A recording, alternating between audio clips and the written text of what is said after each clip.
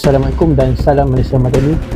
Okey, so hari ini KPDN Kuala Lumpur akan menjalankan pemeriksaan ke atas pemborong bagi memantau keberadaan barang keperluan asas harian dan menguatkuasakan akta-akta yang diperuntukkan di bawah KPDN. Jom kita tonton video.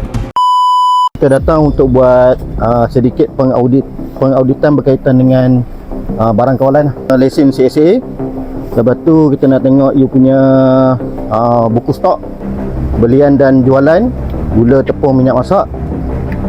Lepas tu kita nak tengok you punya invoice belian dan juga jualan lah.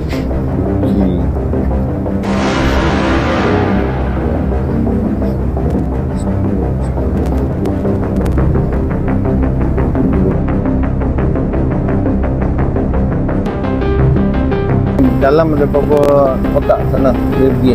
Dalam ada salah. Jual benda dia. Dia jual benda dia, dia jual benda lain. Dia cakap betul lah. Mana? Mana resit dia yang dia beli? Ni awak jual kan? Bila you jual kepada orang yang tak ada lesen, you tak ada rekod. Faham tak? Bila you tak rekod dalam buku stok ataupun you tak ada transaksi jualan, you punya buku stok dengan tu dah tak match, dah tak tally. Sebab tu bila kita tanya, you tak boleh nak jawab. Sebab dia syarat wajib mematuhi syarat-syarat lesen. Kena buat. Minyak masak ataupun you tak payah jual ni lah. You tak payah jual minyak masak. Sebab bila you tak boleh nak tunjuk invoice jualan ataupun resit jualan yang lengkap kepada siapa you jual, then kat situ dah ada dah you jual kepada orang yang tak sepatutnya. Untuk hari ni, okey, ada rekod invoice jualan, invoice belian ada.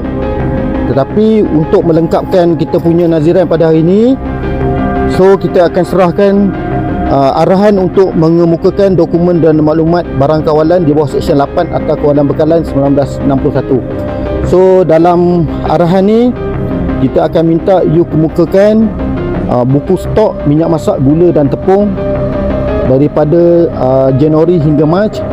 Sama juga dengan dokumen pembelian minyak masak, gula, tepung dan gula dan tepung, dokumen invoice penjualan.